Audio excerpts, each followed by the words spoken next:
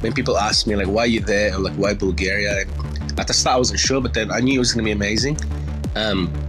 Obviously it's not like going to Rome or going to like Milan, you know, but it's a gem. It's like one of those cities that you have to be there and immerse yourself in like the culture and the people, and like if you have a good like connection, I mean, good people that you would know, the city is amazing, you know. Today on Dirty Linen, we are talking to an old mate of the show. His name is Ross Magnaye, and he is a Melbourne chef, but today we find him far, far away in fair Sofia, Bulgaria. Rossi, welcome to the show. Hello, good morning from my side. Good evening from my side. It's great to hear your voice. I've been watching your adventures on Instagram. I mean, it all seems pretty deluxe, but I'm sure you're working very hard in the meantime. But because I flew over here in June to open a summer restaurant with this amazing chef, Bjana. And yeah, we started this summer pop-up in a seaside in a hotel, Relax. Then it was so much fun opening a restaurant here. I mean, yeah, doing like a little pop-up. Looked like a lot of fun on Instagram, but yeah, we were working like every day for like 3 months. I mean, I remember in June, or, you know, the months before that when you were trying to leave, it's like, reflecting on it now, it just feels a bit like a different age. Like you were desperately trying to get vaccinated. It was just like the total run around. It was just, you know, there were no vaccines around. It was, you know, all that should I get Astra kind of vibe. It was all super stressful. And then you managed to get over there, and then, you know, we went back into lockdown and you were just living that beach life.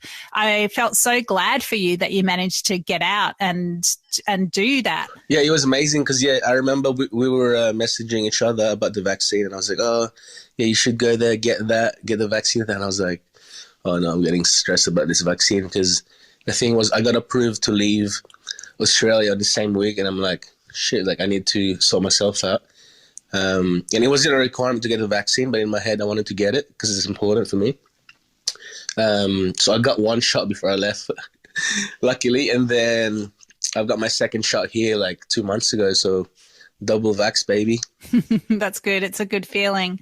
So I'm really interested to hear about, you know, Bulgarian hospo life. I mean, what's it like over there, especially in this particular crazy time in world history? Well, I mean, at the moment so there was a period here. So when I arrived, it was basically, I came over, I spent 2 weeks in Sofia in the city because where I ran the restaurant was in the seaside in Sozopol, which was like 3-4 hour drive out, and everything seems normal. But then kind of, the restaurants were open, the bars were open. When I arrived, so it was kind of like people living their lives. But then the thing is, when there's a lockdown here, which is kind of like, yeah, you need the green pass and all that, and the bars close at 11, but then, you know, there's always the but. So it's a totally different culture from Australia, you know, like it's not as strict. But then, yeah, with hospitality, it's kind of like the food is amazing here. The produce is great. The super traditional food is amazing. Like when I arrived, like I've never eaten like better tomatoes and cucumber in my life, really. When I arrived here, yeah, it was amazing. It was amazing. The produce was amazing. But restaurant-wise, like, there's not a lot of restaurants you can go to. Like, obviously, in Australia, we're super blessed to go to, like, every corner. There's an amazing wine bar. There's an amazing restaurant. You know, here it's kind of like you need to find, like, a good spot. You know what I mean? If you want to enjoy, like, a nice wine with, like, nice food and stuff. But the super traditional food is amazing. And have you been able to bring any of your Filipino heritage over to Bulgaria? Yes. So when we did the seaside restaurant, it was kind of it was a bit tricky because it's harder to find the produce, you know, like you can't just get lemongrass anywhere, you know what I mean? So it's kind of like, okay, I do this style of food, but I had to adjust to what I can get. I mean, the style of the service, the style of people that come to eat. So yeah, a little bit of yeah, we did like lechon in the seaside, stuff like that. I did some like grilled prawns with some Balinese kind of Filipino influence. But yeah, we kind of mixed it with some other stuff, not just like Asian, because yeah, it wasn't kind of the thing, especially when you're cooking in the seaside, you kind of have to have like to cater to the people that come, if that makes sense. Sure. And who goes to the Bulgarian seaside? Is it European tourists? Yeah, so it's just like people from everywhere, actually. Romania, like there's a lot of Italian people come, French people come. And basically what happens is like everyone from Sofia, the big cities, when it's summer, everyone's at the seaside. Because everyone has their like houses there, and they just spend like 3 months in the seaside and just hang out there, which is pretty amazing. Bulgaria's got a real place in my heart as well, and it's a multi-generational one, because when I was a kid, I always heard stories from my mum. She grew up in England and she worked for a travel company when she was, she'd left school. And she led tours to Bulgaria, to the seaside, to Zlatni Piazzici? Yeah, Zlatni Piazzici. So it means golden sand. So I always grew up as a kid hearing this word, which I continue to mangle. But just this sense that my mum had this job that was, I don't know, had a little bit of glamour associated with it. But I mean, that was in, it was behind the Iron Curtain in those days. It was, not everyone would go there. But then it was also my first destination. When I was a travel writer, it was the first overseas destination that I went to. I was randomly sent to Bulgaria. That was not long after the fall of communism, and it was it felt like a real frontier. Like everything was like the mafia was so structured that they had billboards and ads on bus shelters. The roads were just very lawless. I just remember like getting up and going to some little like coffee stand, and there'd just be like 30 guys standing around doing shots. It was, I loved it. But I remember jumping into the Black Sea. It was like April, it was freezing, and like on a dare, someone dared me to jump in. So I jumped in. It was like 10 degrees. It was absolutely freezing. It still catches me in the chest as I even think about it. But yeah, it was a kind of wild. It was really hard going as a travel writer because everything was pretty loose and sketchy, but it was amazing. People were amazing. And yeah, I also remember really beautiful, simple, fresh food, different season to when you were there. But yeah, it really warmed me, and I felt really fortunate to have that experience. Yeah, totally. That's the thing. It's like when people ask me like, why are you there, or like, why Bulgaria? And at the start I wasn't sure, but then I knew it was going to be amazing. Obviously it's not like going to Rome or going to like Milan, but it's a gem. It's like one of those cities that you have to be there and immerse yourself in like the culture and the people, and like if you have a good like connection, I mean, good people that you would know, the city is amazing, For example, like with me, like super blessed to have worked with Bojana, the person who's actually brought me over here, and it's been a crazy ride because like I've been here for maybe 5 months now, right? 5-6 months, and then we did the seaside, and then at the moment we're doing the private supper clubs, and we're working on a cookbook. Actually, I haven't told you. Are you? Yeah, we've been shooting this cookbook for 3 weeks straight. We've been like long days, and it's amazing. And the shots are amazing. The food that we've done at the seaside, and like some recipes from me, like it's a bit of a mix of everything. And like the guys. Is it in English or? So the plan now is in Bulgarian, but then we have the rights to the book. So my plan now is like when I go back to find a publisher to help us publish it in English. That's so cool. Yeah. So it's just basically, is it a record of this time, or is it just everything you've always wanted to put in a book? Like, what's the concept of the book? Well, the concept is basically, it's crazy. It's just like a concept of Bojana and I meeting, and like the book's about her and I, and like what we've done at the seaside, and the recipes of mine, like with my mum's recipe and her family's recipe, like recipes that she's done on MasterChef, because She won MasterChef 3-4 years ago, like stuff like that, you know. Yeah, so she's amazing. So she won MasterChef. Yeah, she's a bit of a celebrity chef here, but then yeah, it's amazing that we just like, okay, one day I just got back from Paris, and she's like, all right, we're doing a cookbook. I'm like, yeah, we're doing a cookbook. Are you sure? You know, it's pretty hectic, you know, like it takes months and months to do it. I'm like, we'll do it in like 3 weeks. I'm like, oh, long days, man, long days of shooting, but it's all worth it because now the photos are out and we've seen it, and then we've got this guy that's helping us to put the book together, and it looks amazing, really. I can't wait to see it. So how did you meet Bojana? Basically, I didn't meet her before I came, so that's another catch, right? So we have a mutual friend, this guy Tom, which is an amazing chef as well. He's an Australian guy, but he lives in Russia. But then she basically phoned him to ask him if he knew anyone that would come who does Asian food, blah, blah, blah. And then basically he recommended me, and that's it. And then she rang me. She's like, do you want to come to Bulgaria? And another time, I'm like, where? I was like, I wasn't sure where he was. And I was like, okay, I'll come. Because at the time it was COVID just hit, and I was supposed to move to Paris to do the wine bar thing. And then it got cancelled because, the week that I was about to leave, COVID hit. And I was kind of like, you know, lost for like a month or two. And then she called me. And then it was such a hard process to get me out. You know, it took us like 6 months for all the paperwork from her side as well. And obviously me leaving Australia was super hard. So, yeah. You know, I'm doing a bit of a sort of sub-theme on the podcast at the moment about career paths and, you know, people that, you know, work in hospitality and go a different way.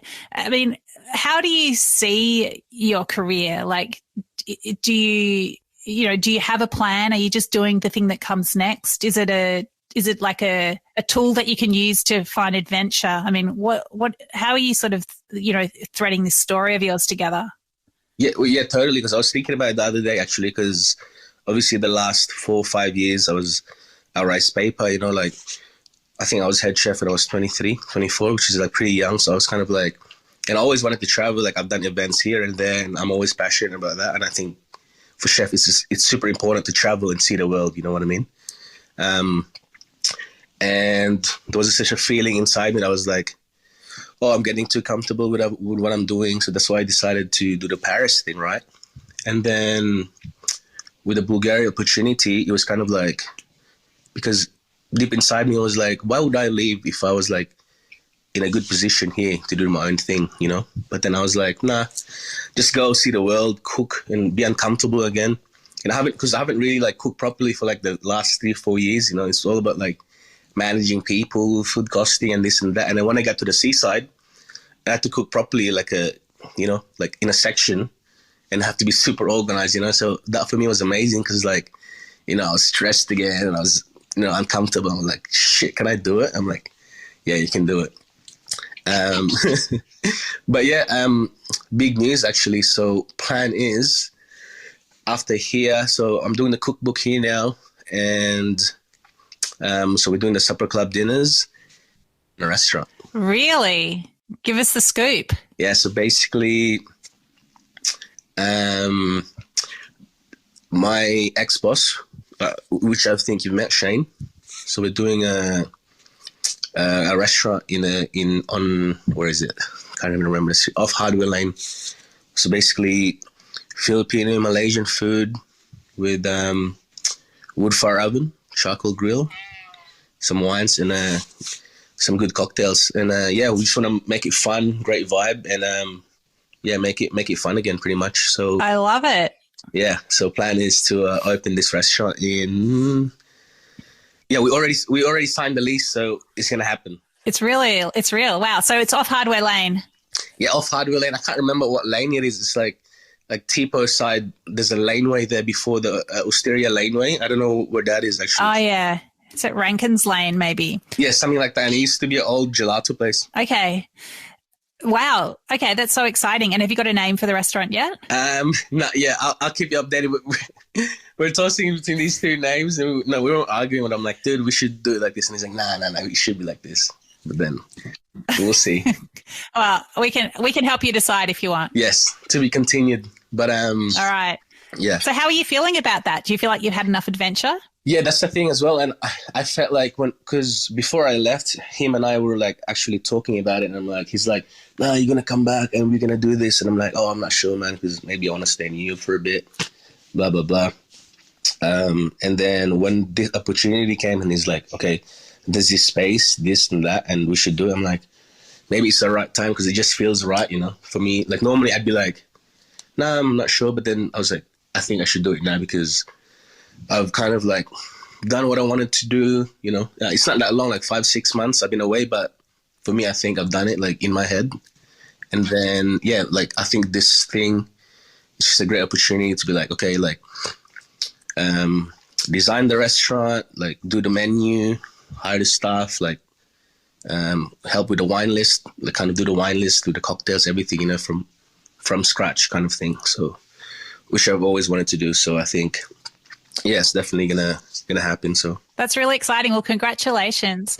I think it's really, it's really interesting, this idea. You said, well, Bulgaria, it's not Rome, it's not Paris, but I think everywhere's got its own interest and its own expertise, its own characters, its own story. And I feel like you can probably, when you want those sort of key experiences that are going to develop you as a person, it's like you can almost get them anywhere. Yes, exactly. And I think it's about the person that's traveling, because sometimes it's weird for me when people go to places and they always say like, nah, I didn't have a great time. Like this place is boring. And nah, like for me, I disagree. And I think you need to have a mindset that you go there and like, kind of, yeah, I don't know. I've got this thing. I'll go anywhere and be like, I'll be down to do anything. And like, kind of, you have to be adaptable. Yeah, I'm the same.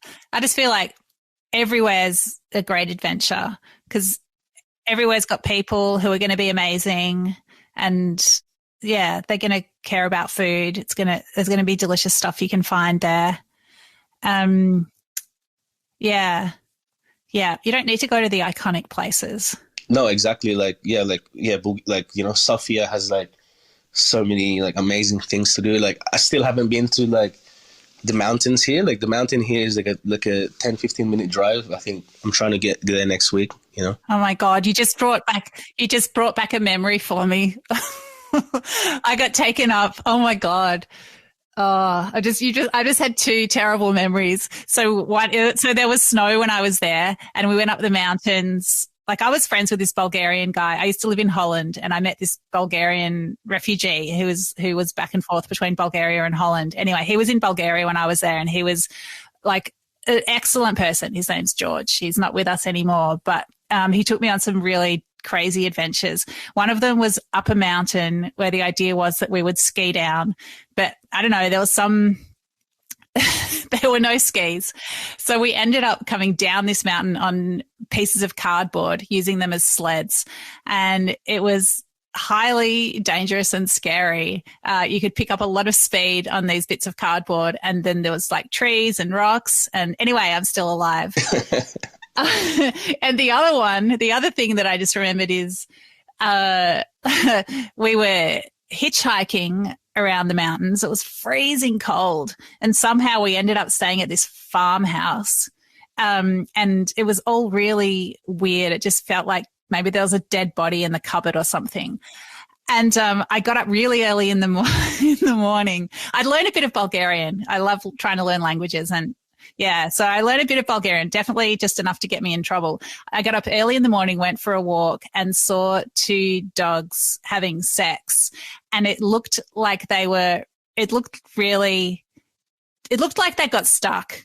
And it looked like a really terrible situation. And so I ran back to the farmhouse and in my really insufficient Bulgarian tried to explain this situation about the stuck dogs. I had to use a lot of charades and hand gestures. It was very embarrassing. Anyway, the dogs apparently it's just what it was like and they were fine. And then, yeah, we got out of there, hitchhiked along our merry way. So I wish you similar adventures in the Bulgarian mountains, Ross. Oh man, I've done some. Yeah, I've got so many crazy stories. It cannot be said on the podcast for sure. But the mountain thing, I'm excited. We'll make sure there's skis at the top, and take a bottle of water. Yeah, I think there might be a chance it might snow if I go next week. Maybe we'll see, because it's just getting cold here. Like this week's amazing, the weather's amazing, but next week looks fucking real cold, man. So right. Oh well, take a jacket, or somehow warm yourself up from the inside. I'm sure you'll be fine. Oh yeah. I just bought a thick jacket here just for here. I'm like, yeah, I have to. What do you think it'll be like to come back to Melbourne? I mean, it'd be weird, I'm sure, because like the last 4 months I've been like, me waking up and, kind of like, oh, like I have to work here. Like sometimes I like catch myself like, sometimes I can't believe I'm here, you know what I mean? Like it's a weird feeling. And the last 4 or 5 months I've been hanging out with, the same people, the same crew, but it'd be super sad to leave, man. Like the people that I've hosted here and that I've met here have been like amazing, so it's like, I know I'm going to be super broken when I leave, and like I'm going to be like a bit depressed at least a week back in Melbourne for sure, but obviously it'd be great to see family, friends, you guys, and enjoy the third summer for the year for me if I get back.